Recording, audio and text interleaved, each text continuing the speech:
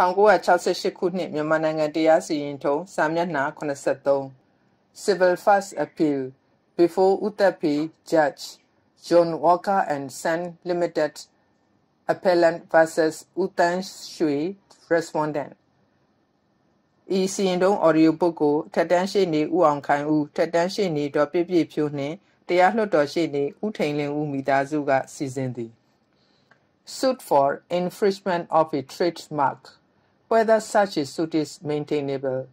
In an infringement suit, whether fraud must be established, whether an owner of a trademark in respect of a particular commodity has a right to prohibit or prevent other persons from the use of such mark in connection with goods of a totally different character. The appellant's case is that he is the owner of the trademarks Johnny Walker Watts and the Johnny Walker striding figure representations which have been used on bottles of whiskey sold by him in Burma. The respondent was said to have used the words Burmese Johnny Walker with the striding figure of Johnny Walker's on his blood tonic bottles. Hell, a suit for infringement of trademark is maintainable. Militant versus Fox 3 MYN CR page 338. Clement versus Medic 1859 1 Give page 98. Read the Century Spinning and Manufacturing Company Limited AIR 1947 Bombay page 445 at 449. The Commissioner of Income Tax versus Finley Mills Limited 1952 SCR page 12 at 14 referred to. Gankoli versus Sochonsai 1939 RLR page 488 dissented from. Hell further, a trademark being in the nature of property cannot be appropriated by anyone without the permission of its owner. If a person appropriates it, he will be committing an actionable wrong whether he does it honestly or fraudulently. Singer Manufacturing Company versus Wilson, 1876, 2 CHD, page 434, referred to. Hell further, a person does not acquire a monopoly in the use of any trade name, irrespective of any kind or class of goods, inasmuch as there is no such thing as a monopoly of a property in the nature of copyright or patent. An owner of a trademark in respect of a particular commodity has no right to prohibit or prevent other persons from the use of such marks in connection with goods of a totally different character. The evidence on record shows that the appellant's commodity is whiskey and alcoholic drink, whereas the respondent's merchandise is blood tonic, a medicinal preparation without any trace of alcohol. The goods are admittedly different in character and class. The appellant's whiskey is sold by licensed stores only. On the other hand, the respondent's blood tonic is marketed through roadside stalls. The consumers of the respective commodity also belong to different sections of the public. Therefore, it cannot be said that the use of the appellant's mark by the respondent is likely to deceive or cause confusion to members of public that goods banned by the respondent are manufactured by or in any way connected with the appellant. Singer Manufacturing Company versus Luch, 1880, 18 CHD, page 395. James Crossley Eno versus Williams George Den, 1890, AC, page 252. Frank Radaway and Frank Radaway and Company Limited versus George Benham and Company Limited, 1896 AC, page 199. Ewing versus Buttercup Margarine Company Limited, 1917, 2 CHD, page 262. J. Bollinger and others versus Costa Brava Wine Company, 1960, 1 CHD, page 262. Thomas Arthur Taylor versus Veerasamy Chitti, 6 Madras, page 108.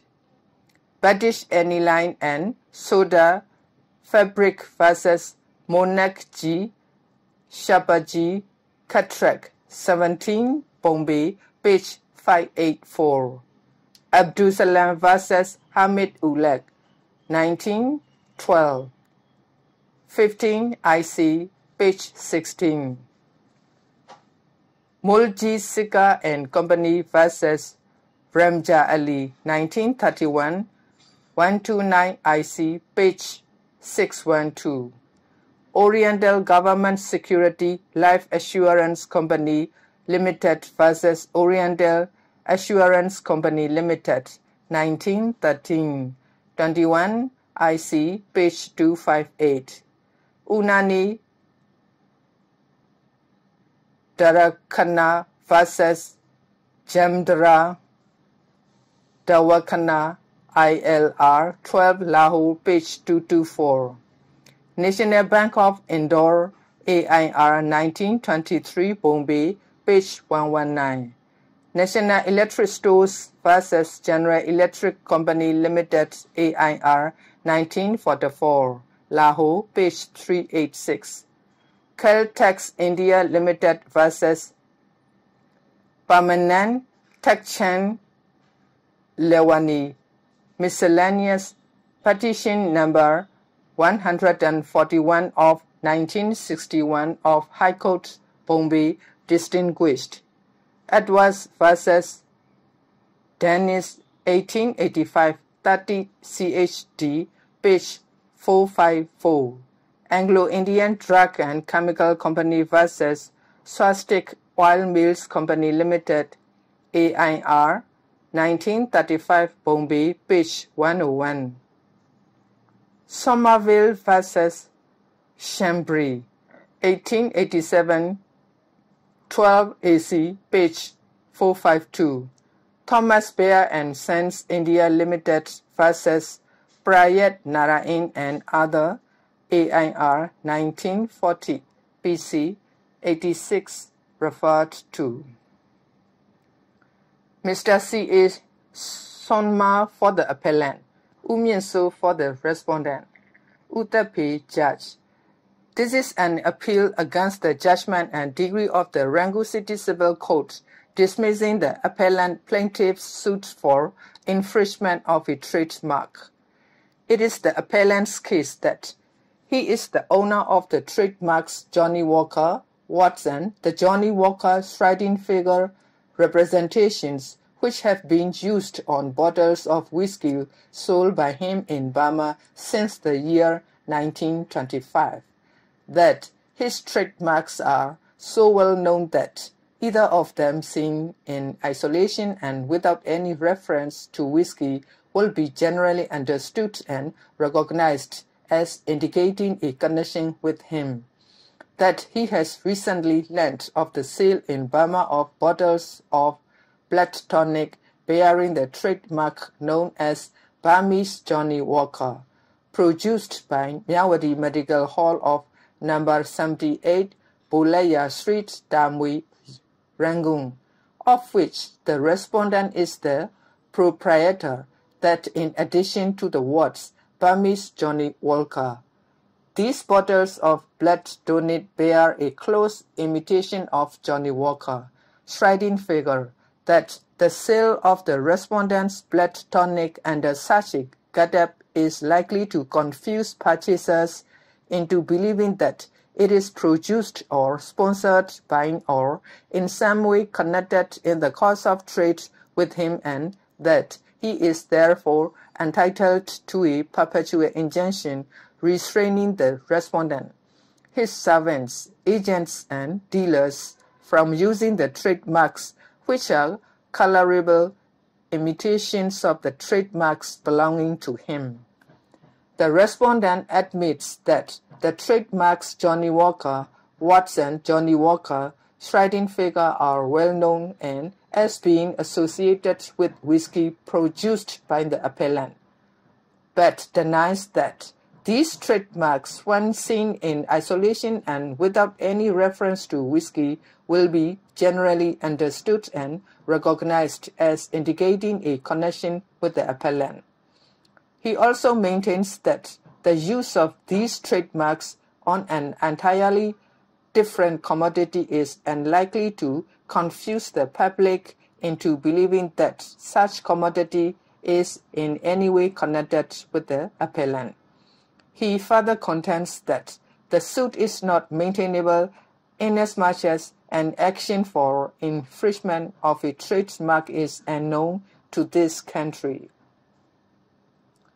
On these pleadings, the trial court framed several issues, had the parties and dismissed the appellant's suit after arriving at the finding that the suit for infringement of a trademark is maintainable under Section 54 Specific Relief Act and that the sale of the respondent's blood tonic under a getup which is very similar to that of the appellant will in no way mislead the public to believe that the respondent's blood tonic is connected in the course of trade with the appellant because there is no evidence of fraud on the part of the respondent in infringing the appellant's trademarks and because the appellant's whiskey and the respondent's blood tonic are goods of entirely different in character, hence this appeal. It is no longer in dispute that the trademarks Johnnie Walker in Watts and Johnnie Walker Shredding figure belong to the appellant and that they are well known in Burma for the past many years as being associated with whiskey produced and sold by him and that the gut-apps used by the respondent on his bottle of blood tonic are almost identical or very similar to the trademarks belonging to the appellant. But it is also equally clear that the goods sold by the respondent do not belong to the same or cognate class of goods vend by the appellant. The respondent's black tonic and the appellant's whiskey, though in liquid form, are different in color. They are sold in bottles which are entirely different in size and shape. The appellant's product is alcohol, whereas the respondent's blood tonic does not contain any kind of alcohol. If, therefore, remains to be considered whether an action for infringement can be entertained and, if so, whether the appellant is entitled to an order of injunction in spite of the fact that the commodity marketed by him under the trademarks in dispute is entirely different in nature from that of the respondent. I shall now deal with the first point. Admittedly, no Trademarks Act has been promulgated in Burma up to the present moment. A Trademarks Act was first introduced in the United Kingdom in the year 1875 and in India in the year 1940.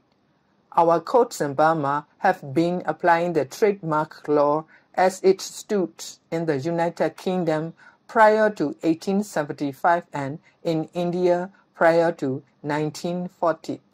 It will be therefore necessary to examine what the law on trademarks was in those countries at the relevant time so that a correct solution can be reached over the questions of maintainability or otherwise of an action for infringement of a trademark. Before the first Trademarks Act in the United Kingdom was passed in 1875, both the Chancery Courts and the Common Law Courts entertained the trademark suits, which were then known as the actions in deceit, although the reliefs given by them were different in that the common law codes grants only damages, whereas the Chancery codes sanctioned injunctions. In such suits, it had to be satisfactorily proved that somebody had been deceived and that the defendant imitated the plaintiff's trademark with fraudulent intention. Then, in 1838, the Chancery Court in Militant v.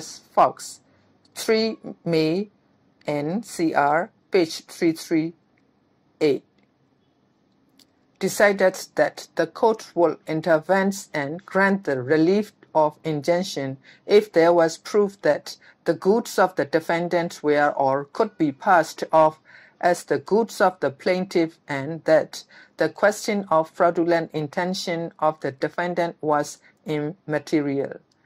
It was due to this decision that the cause of action known as the passing off action came into existence. Subsequently, the Chancery courts went further and considered that a trademark was a property which could be acquired like any other property, and the inversion of such a right will afford the owner a remedy similar in all respects to those attached to any other property. White, Clement v. Maddick, 1859, 1 gave page 98.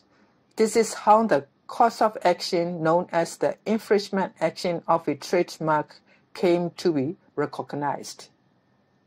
So far as India is concerned, prior to the introduction of the Trademarks Act 1940, the Chancery law of England regarding the infringement action was embodied in Section 54 Specific Relief Act, which is still in force in this country up to the present moment. The relevant portion of this section reads, when the defendant invades or threatens to invade the plaintiff's right to or enjoyment of property, the country court may grant a perpetual injunction. Explanation: for the purpose of this section, a trademark is property. Illustrations: W. A. Improperly use the trademark of B. B may obtain an injunction of restrain the user provided that B's use of the trademark is honest. It is true that the late High Court of Rangoon had in Ganguly v. SHWE, 1939 RLR, page 488, held that in the absence of a Trademark Act, no action could be brought for infringement of a trademark in this country. The land judge therein, with due respect, must have overlooked the provisions of Section 54 Specific Relief Act, which clearly authorized the courts in Burma to grant injunctions in infringement suits. In this respect, I am in entire agreement with the remarks of Chagla Judge in Read the Century Spinning and Manufacturing Company Limited, AIR 1947, Bombay, page 445 at 449, which read, to my mind, it is clear that even prior to the passing of this act, the owner of a trademark could maintain an action for the infringement of a trademark, and that action could only be maintained on the assumption that he was the owner of the trademark and he had a proprietary right in the trademark. Therefore, if a person invades or threatened to invade the other side's right to or enjoyment of property, the court under Section 54 had the discretion to grant a perpetual injunction, and trademark was as much property for the purpose of Section 54 as any other kind of property. The Supreme Court of India had also observed in the Commissioner of Income Tax versus Finlay Mills Limited, 1952 SCR, page 12 at 14, that in order to appreciate the true position here correctly, it is next necessary to notice the relevant provisions of the Indian Trademarks Act 1940.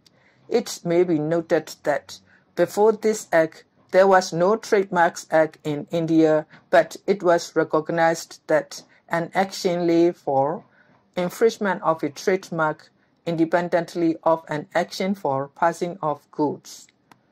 I am therefore of the opinion that the trial court is correct in coming to the conclusion that the appellant's suit for infringement of his trademark is maintainable. Before going any further into the second point, it must be observed that the trial court erred in holding that the plaintiff in an infringement suit must establish fraud so as to entitle the relief claimed by him. A trademark, being in the nature of property, cannot be appropriated by anyone without the permission of its owner. If a person appropriates it, he will be committing an actionable wrong whether he does it honestly or fraudulently.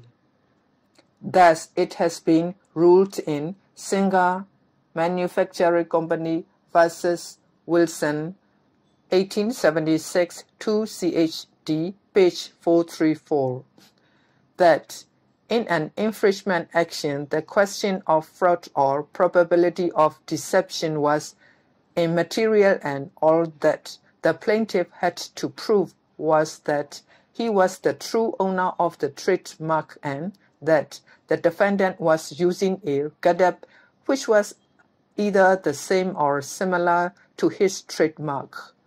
Besides, the illustration W2, section 54, Specific Relief Act shows that an action will lie when the defendant improperly used the plaintiff's trademark.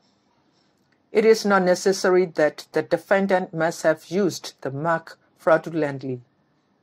I shall now consider whether the appellant is entitled to the relief of injunction, although the goods marketed by the appellant is neither similar nor akin to that of the respondent. The appellant does not dispute the fact that the whiskey vended by him and the blood tonic produced by the respondent do not belong to the same or cognate class of goods, but he contends that the sale of the respondent's blood tonic under the trademarks, which are very similar to his, is likely to confuse the public into believing that it is produced or sponsored by or connected in the course of trade with him. In other words, the appellant's grievance is that there will be confusion of origin and not confusion of goods. The appellant, in support of his plea for injunction, has cited a host of English and Indian decisions, which will be referred to at this juncture. The first case is Singer Manufacturing Company versus Luch, 1880, 18 CHD, page 395, whether the use of the word Singer by the defendant on the sewing machines sold by him was prohibited for the reason that the plaintiffs had acquired an exclusive property in the name Singer as applied to his sewing machines. There can be no dispute as to the principle of law laid down therein, because no man is entitled to represent his goods as being the goods of another man, and no man is permitted to use any mark, sign, or symbol, device, or other means whereby, without making a direct false representation himself to a purchaser who purchased from him, he enables such purchaser to tell a lie or to make a false representation to somebody else, who is the ultimate customer. The facts of the present case are, however, different in that the commodities vended by the parties are not the same. The next case is James Crossley Eno versus William George Dane, 1890 AC, page 252, where the registration of the trademark Dane's fruit salt baking powder was ultimately refused by the House of Lords by a majority of 3-2 on account of a prior user of the trademark fruit salt for a medicinal drink.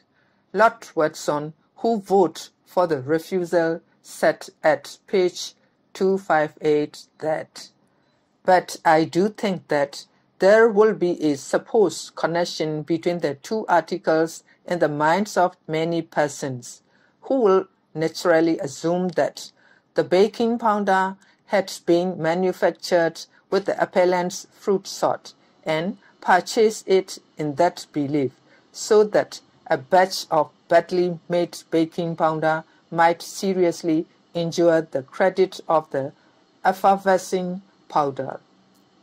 But a dissenting note was struck by Lord Morris, which reads at page 266. "Can it be gravely asserted that such a use of the aperient drinking powder could ever be an ordinary one, or that it was ever contemplated by Eno, or that he could or will adopt such a trade of his powder? He has never advertised or purported to sell it to bake bread. In my opinion, there is nothing in the use by Dane of the words fruit salt to deceive purchasers, and in deciding in favor of the appellant, we should practically give him the exclusive right to the use of the words fruit salt, though admittedly incapable of being registered by him as a trademark, to the exclusive use of which words he is not entitled." It must be remembered that this is a case decided after the Patents, Designs and Trademarks Act 1883 was enacted and is not a decision in an action for infringement. Besides, the facts of the case as noted in the judgment of Lord Herschel showed that at least 2 persons had used Eno's fruit salt with success as baking powder. Frank Redaway and Frank Redaway and Company Limited versus George Benham and George Benham and Company Limited, 1896 AC, page 199, is a case where the defendant was restrained when he tried to put his building on the market with the trademark camel hair building, as the plaintiff had been selling his building under the name of camel hair building on the market for a number of years. In Ewing versus Buttercup Margarine Company Limited, 1917, 2 HD, page 262, the plaintiff commenced his business of the sale of butter, margarine, cream, etc. in 1904 under the trade name of Buttercup Dairy Company, and in 1916 the defendant Buttercup Margarine Company was incorporated with the object of manufacturing and marketing milk, cream, butter, and margarine. On the complaint made by the plaintiff, the court restrained the defendant from using the trade name Buttercup, as it is calculated to deceive by diverting customers from the plaintiff to the defendant and by occasioning a confusion between the two businesses. J. Bollinger and others versus Costa Brava Wine Company, 1960, 1 CHD, page 262, is a passing off action where the defendant tried to market his wine as Spanish champagne, and the plaintiffs asked for an injunction to restrain the defendant from using the description champagne, as their wine was a naturally sparkling wine produced in the Champagne district. It is more than apparent that the facts obtaining in those cases are quite different from those of the present one. The decisions in Thomas Arthur Taylor versus Veerasamy Chetty, 6 Madras, page 108. Badish Aniline and Soda Fabric versus Manakji Shekpaji Gatrek, 17 Bombay, page 584. Abdul Salam versus Hamid Ulek, 1912-15 IC 6, page 16. And Mulji Sikka and Company versus Ramjan Ali, 1931 129 IC, page 612, can easily be distinguished because the defendants in those cases imitated the plaintiff's trademarks in respect of the same or similar goods. The first case relates to sharding, the second to dyes, the third to balls of thread, and the last to beads.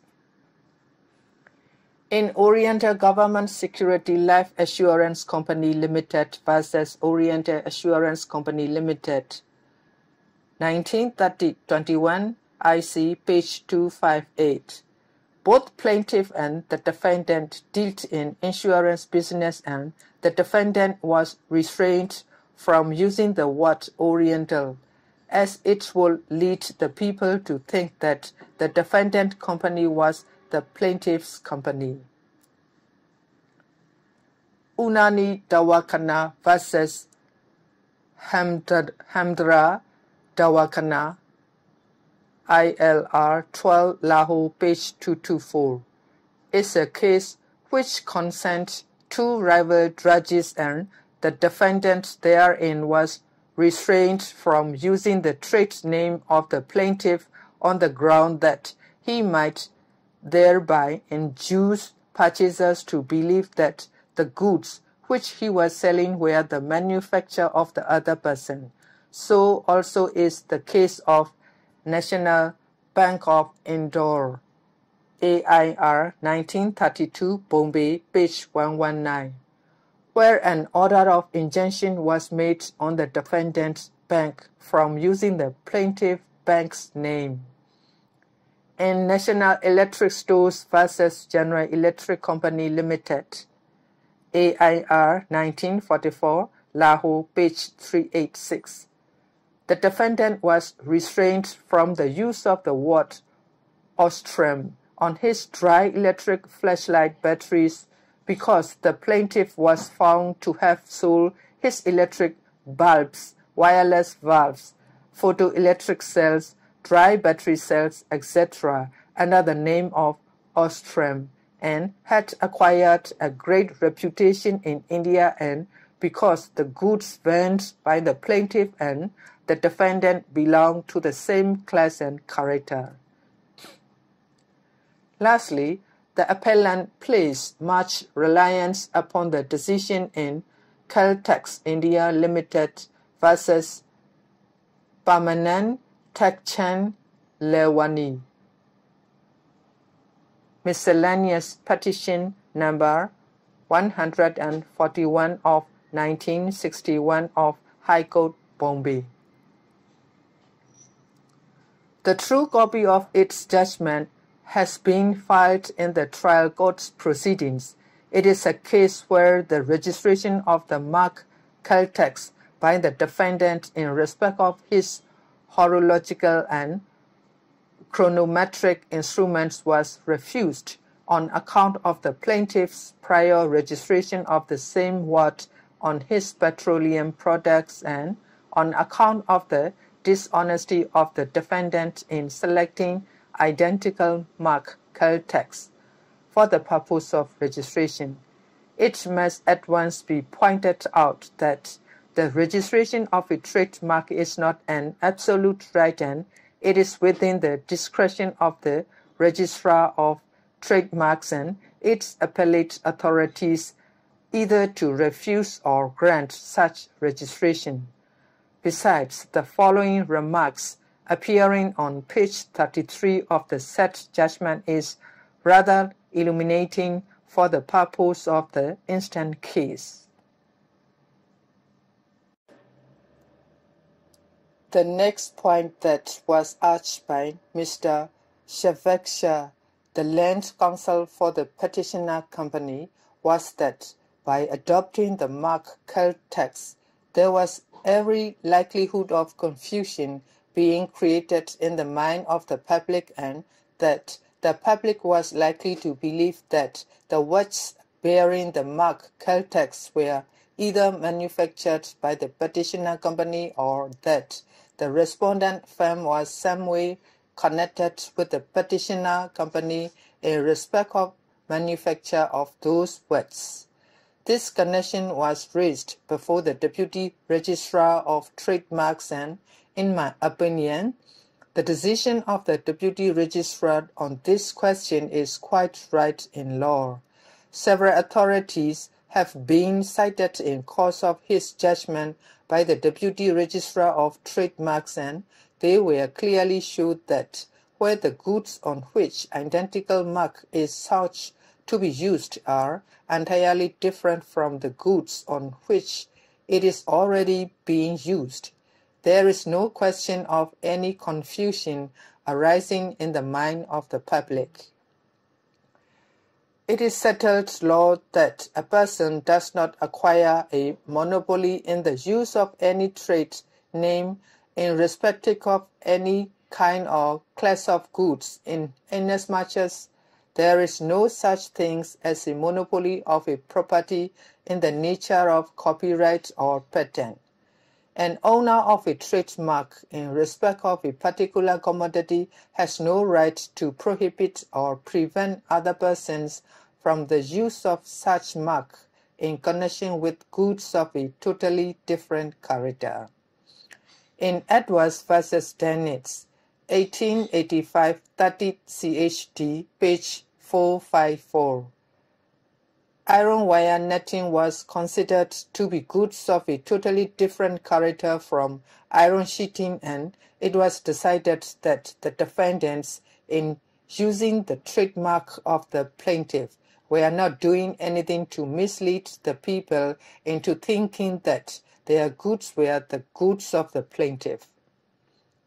In Anglo-Indian Drugs and Chemical Company versus Swastik Oil Mills Company Limited, AIR 1935 Bombay, page 101, it was held that bar soap for washing clothes could not be regarded as goods of the same class or character as toilet requisites sold by the plaintiff, and that the use of the mark 777 belonging to the plaintiff by the defendant was not wrongful. Somerville v.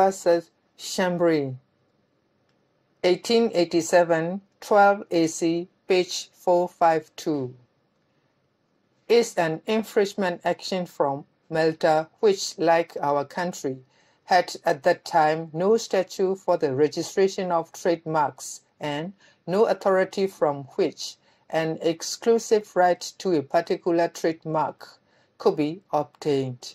The appellants were a firm of cigarette makers under the trademark Kaiser E. Hin, and the defendant, who were tobacco traders, began at a later date to use the same name on their cigarettes. On the complaint made by the plaintiffs, the defendants were ultimately restrained by their lordships of the Privy Council as the mark used by the defendants, even if not intended, was likely to deceive purchasers into belief that such cigarettes were manufactured by the plaintiff's firm. Lord Watson, who delivered the judgment of the board, had the occasion to observe at page 457 of the report that,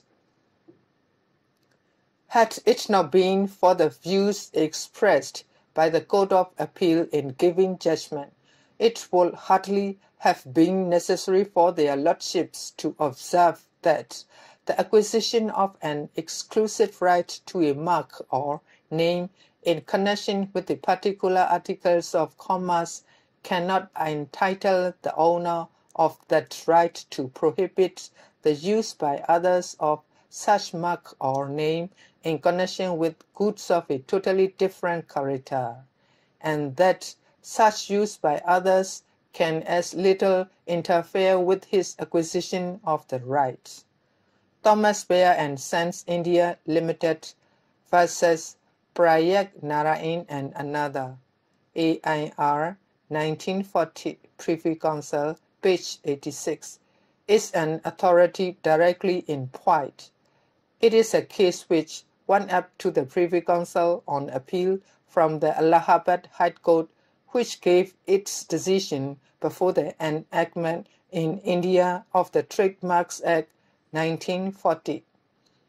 It was held therein that the manufacture of the defendant's chewing tobacco under the trademark of the plaintiff's smoking tobacco was unlikely to deceive the public, and that the relief of injunction sought for by the plaintiff could not be sanctioned. Viscount Monkham, who wrote the judgment of the board, had these remarks to make.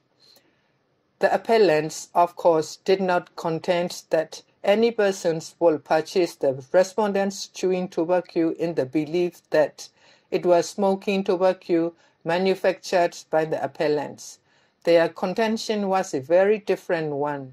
They said that, having regard to the reputation they had acquired in India in connection with smoking tobacco and cigarettes sold under the elephant trademark and frequently asked for as elephant tobacco or elephant cigarettes, the use of the elephant on the respondent's chewing tobacco was calculated to lead persons buying that article to believe that it was manufactured or put upon the market by the appellants. There is no statutory law in British India relating to trademarks, and the law which is applied there on the subject is substantially the same as that applied in England before the Trademarks Act 1905. It is, however, plain that conditions peculiar to India must be borne in mind in applying any doctrine of English law, and that English decisions which tend or partly tend on questions of facts, as do most cases of common law trademarks and passing off, can only be applied with care and circumspection. It is clear that the right of property that may be acquired in such a trademark is based on the proved association in the market of the device, name, sign, symbol, or other means in question with the goods of the plaintiff, so that the use by the defendant on such goods of the trademark will amount, whether the defendant intends it or knows it or not, to the false representation that the goods are manufactured or put on the market by the plaintiff. There can obviously be no monopoly in the use of the trademark. A manufacturer of cigarettes under on adopted trademark, such as an animal or any other device, cannot legally object to the use of the identical mark on, say, hats or soap, for the simple reason that purchasers of any of the latter kinds of goods could not reasonably suppose, even if they are well acquainted with the mark as used on cigarettes, that its use on hats or soap denoted that these goods were manufactured or marketed by the cigarette manufacturer. In the case under the appeal, the evidence on record shows that the appellant's commodity is whiskey an alcoholic drink, whereas the respondent's merchandise is blood tonic, a medicinal preparation without any trace of alcohol. The goods are admittedly different in character and class. The appellant's whiskey is sold by licensed stores only.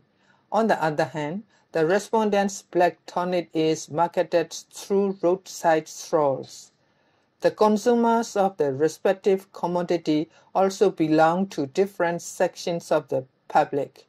I therefore fail to see how the use of the appellants marked by the respondent is likely to deceive or cause confusion to members of public that the goods vended by the respondent are manufactured by or in any way connected with the appellant. In the result, the appeal fails and is accordingly dismissed with cost.